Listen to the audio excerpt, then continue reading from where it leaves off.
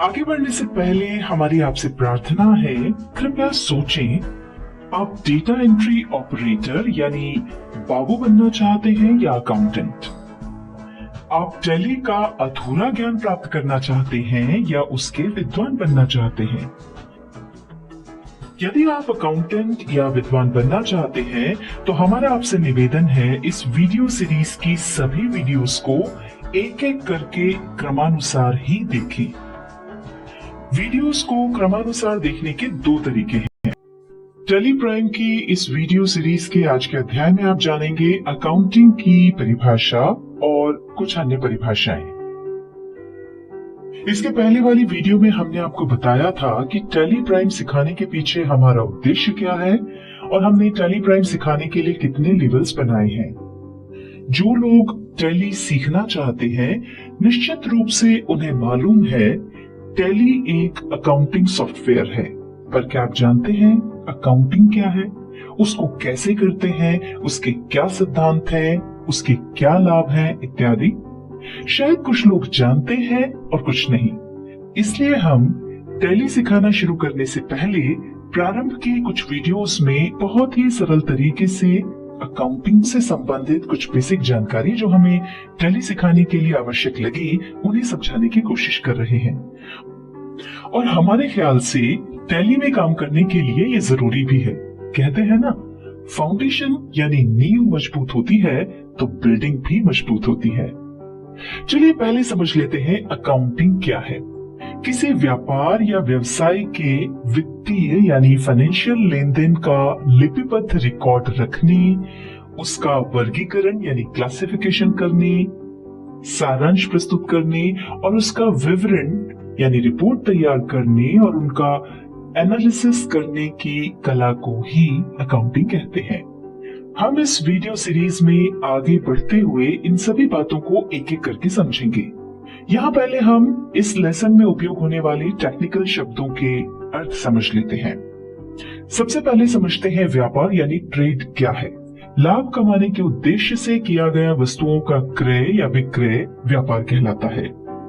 अब हम देख लेते हैं पेशा यानी प्रोफेशन क्या है।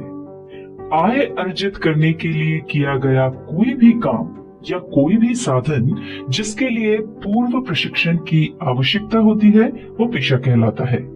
डॉक्टर, वकील, शिक्षक, इंजीनियर आदि द्वारा किए गए काम पेशा कहलाते हैं।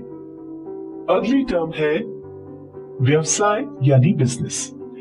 ऐसा कोई भी वैधानिक काम जो आय या लाभ प्राप्त करने के उद्देश्य से किया गया हो, व्यवसाय कहलाता है। व्यवसाय एक व्यापक शब्द है जिसके अंतर्गत उत्पादन, वस्तुओं या सेवाओं का क्रय विक्रय, बैंक, बीमा, परिवहन, कंपनियां आदि आते हैं। व्यापार व पेशा भी इसी के अंतर्गत आते हैं। अब बात करते हैं ट्रांजैक्शन यानी लेन देन की। व्यवसाय में माल, मुद्रा या सेवा के पारस्परिक व्यवहार या आदान प्रदान को लेन देन कहते हैं और ये सभी मुद्रा द्वारा मापे जाते हैं। चूंकि ये मुद्रा से संबंधित है, इसलिए इन्हें फाइनेंशियल ट्रांजैक्शन भी कहते हैं। इसमें मुद्रा का भुगतान तुरंत या भविष्य में हो सकता है। जब सौदे का तुरंत भुगतान किया जाता है तब वह नकद लेन देन यानी कैश ट्रांजैक्शन कहलाता है, और जब भुगतान भविष्य में किया जाता है तब उसे उधार लेन देन यानी क्रेडिट ट्रांजैक्शन कहते हैं। अब समझते हैं माल यानी गुड्स किसको कहते हैं। माल उस वस्तु को कहते हैं जिसका क्रय विक्रय या व्यापार किया जाता है। माल के अंतर्गत वस्तुओं के निर्माण हेतु प्राप्त कच्ची सामग्री, अर्धनिर्मित सामग्री या तैयार वस्तुएं भी हो सकती हैं। उदाहरण के लिए वस्त्र विक्रेता द्वारा खरीदा गया कपड़ा, शक्कर मिल द्वारा खरीदा गया गन्ना व निर्मित शक्कर, फर्नीचर के व्यापारी द्वारा फर्नीचर बनाने के लिए खरीदी गई लकड़ी व तैयार फर्नीचर, अनाज के व्यापारी द्वारा खरीदा गया अनाज उन व्यापारियों के लिए माल है। अगली टर्म है क्रय यानी परचेस। पुनः विक्रय के उद्देश्य यानी बेचने के उद्देश्य से व्यापार में खरीदा गया माल क्रय या खरीदी कहलाता है। व्यापार में माल को नकद या उधार खरीदा जा सकता है, जिसे कैश परचेस या क्रेडिट परचेस कहते हैं। यहाँ एक बात का ध्यान रखें, व्यापारी जिस भी वस्तु का व्यापार करता हो उसके अलावा यदि कोई अन्य वस्तुएं खरीदता है तो वो खरीदी परचेस नहीं कहलाएगी। जैसे यदि कोई कपड़ा व्यापारी व्यापार के लिए कपड़ा खरीदता है तो यह परचेस के अंतर्गत आएगा, पर यदि वो अपनी दुकान के संचालन के लिए कंप्यूटर खरीदता है तो ये परचेस के अंतर्गत नहीं आएगा, क्योंकि उसने ये कंप्यूटर अपनी दुकान को संचालित करने के लिए खरीदा है, बेचने के लिए नहीं। विक्रय यानी सेल्स। किसी भी व्यापार में कोई माल लाभ कमाने के उद्देश्य से बेचा जाता है तो ये सेल्स कहलाता है। व्यापार में माल को नकद या उधार बेचा जा सकता है, जिसे कैश सेल्स या क्रेडिट सेल्स कहते हैं। नकद और उधार विक्रय को मिलाकर कुल विक्रय यानी टोटल सेल्स को टर्नओवर कहा जाता है। यहाँ महत्वपूर्ण बात यह है कि हमारा व्यापार जिन वस्तुओं या सेवाओं का है उनके अलावा जो भी बेचा जाता है वो सेल्स या विक्रय नहीं कहलाता है। उदाहरण के लिए मान लीजिए आपका इलेक्ट्रॉनिक्स आइटम का शोरूम है और आप इलेक्ट्रॉनिक्स का सामान बेचेंगे तो इसे सेल्स कहा जाएगा, लेकिन यदि आप अपने शोरूम का पुराना फर्नीचर बेचते हैं तो ये सेल्स नहीं कहलाएगा। अगली टर्म है राजस्व यानी रेवेन्यू। रेवेन्यू से आशय ऐसी राशि से है जो माल अथवा सेवाओं के विक्रय से नियमित रूप से प्राप्त होती है, साथ ही व्यवसाय के दिन प्रतिदिन के क्रियाकलापों से प्राप्त होने वाली राशियां जैसे किराया, ब्याज, कमीशन, डिस्काउंट आदि भी रेवेन्यू कहलाते हैं। आय यानी इनकम। एक व्यक्ति या संगठन की आय यानी इनकम वो धन है जो वो कमाते हैं या प्राप्त करते हैं। वैसे आय एक व्यापक शब्द है, इसमें लाभ भी शामिल रहता है। आय दो प्रकार की होती है, प्रत्यक्ष आय यानी डायरेक्ट इनकम। इसके अंतर्गत ऐसी सभी प्राप्तियां आती हैं जो हमारे मुख्य कार्य से प्राप्त होती हैं। जैसे व्यापार की स्थिति में यदि आप कुछ बेच रहे हैं तो उसका जो भी मूल्य प्राप्त हो रहा है वो डायरेक्ट इनकम में आएगा। मान लीजिए आपका मुख्य व्यापार कपड़े का है तो कपड़े की सेल्स से होने वाली प्राप्ति आपकी डायरेक्ट इनकम कहलाएगी। दूसरी तरह की आय होती है अप्रत्यक्ष आय यानी इनडायरेक्ट इनकम। मुख्य व्यवसाय के अलावा जो भी इनकम होती है वो अप्रत्यक्ष आय यानी इनडायरेक्ट इनकम कहलाती है। उदाहरण के तौर पर यदि आपका कपड़े का व्यापार है तो उससे प्राप्त होने वाली आय के अतिरिक्त जो भी आय होती है, जैसे आपने कुछ गोदाम किराए पर दिए हुए हैं तो उनका किराया, या फिर आपने कुछ रुपया बाजार में उधार दिया हुआ है तो उससे प्राप्त होने वाला ब्याज आपकी इनडायरेक्ट इनकम कहलाएंगी। अगली टर्म जो हम आपको समझाने जा रहे हैं वो है व्यय यानी एक्सपेंसेस। एक व्यक्ति या संगठन का व्यय यानी एक्सपेंसेस वो धन है जो हम अपने काम के दौरान कुछ करते हुए खर्च करते हैं। यह भी दो प्रकार का होता है। पहला है प्रत्यक्ष व्यय यानी डायरेक्ट एक्सपेंसेस। इसके अंतर्गत हमारे मुख्य कार्य से संबंधित जो भी सीधे खर्च होते हैं वे आते हैं। जैसे व्यापार की स्थिति में यदि आप बेचने के लिए कुछ खरीदते हैं या खरीदे हुए माल पर सीधे कोई खर्च करते हैं तो उस पर जो भी धन खर्च होता है वो प्रत्यक्ष व्यय यानी डायरेक्ट एक्सपेंसेस कहलाता है।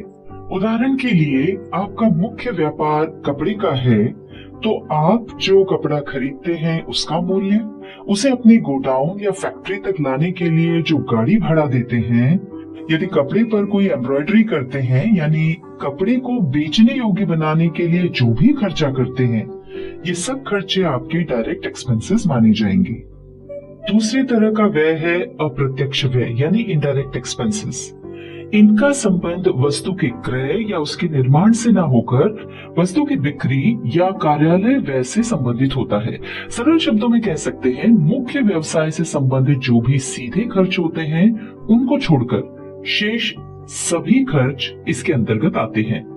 जैसे व्यवसाय या व्यापार को चलाने में सहयोग करने के लिए जो भी खर्च होते हैं, जैसे ऑफिस से संबंधित कर्मचारियों की तनख्वाह, ऑफिस का बिजली बिल, स्टेशनरी खर्च, डेप्रिसिएशन इत्यादि।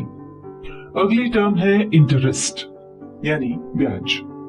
व्यापार में जब हम किसी से कर्ज लेते हैं या फिर किसी को लोन देते हैं तो उस लोन राशि के उपयोग के बदले में लोन देने वाले को एक निश्चित दर से प्रतिफल यानी कंसिडरेशन के रूप में कुछ राशि देनी पड़ती है, जिसे ब्याज कहते हैं। कई बार हम किसी सप्लायर से ज्यादा दिनों की उधारी पर माल खरीदते हैं तो उस लंबी अवधि के लिए भी हमको ब्याज देना पड़ सकता है। इसके विपरीत यदि हमने किसी कस्टमर को लंबी अवधि के लिए उधार माल बेचा तो उस पर हम ब्याज ले सकते हैं। फिर है छूट यानी डिस्काउंट। व्यापारी द्वारा अपने ग्राहकों को दी जाने वाली छूट या रियायत को ही डिस्काउंट कहते हैं। जब हमें किसी से डिस्काउंट प्राप्त होता है तो उसे डिस्काउंट रिसीव्ड कहते हैं, और जब किसी को डिस्काउंट दिया जाता है तो उसे डिस्काउंट अलाउड या डिस्काउंट गिवन कहा जाता है। यह डिस्काउंट दो प्रकार का हो सकता है।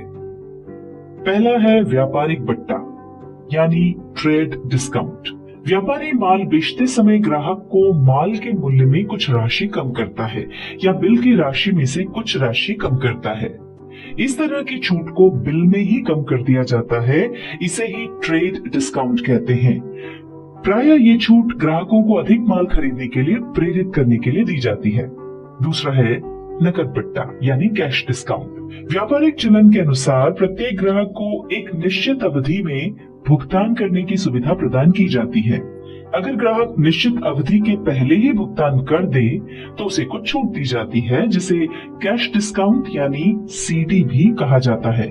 प्राय यह डिस्काउंट प्रतिशत के रूप में दिया जाता है, जैसे 2% कैश डिस्काउंट या 3% कैश डिस्काउंट इत्यादि। कैश डिस्काउंट के लालच में ग्राहक शीघ्र भुगतान करने के लिए प्रोत्साहित होता है। अब आता है कमीशन। जब किसी व्यक्ति या संस्था को किसी का काम करने जैसे कुछ खरीदने या बेचने में सहायता देने या अन्य कोई काम करने के प्रतिफल स्वरूप कुछ पारिश्रमिक मिलता है तो उसे कमीशन कहते हैं। कई बार विक्रेता अपने कर्मचारियों को सेल बढ़ाने के लिए प्रोत्साहित करने के लिए भी तनख्वाह के साथ इस तरह का कमीशन देता है। यह पारिश्रमिक साधारणतया निश्चित प्रतिशत से दिया जाता है, पर कभी कभी यह निश्चित राशि में भी दिया जा सकता है। अगली टर्म है सेवा यानी सर्विस।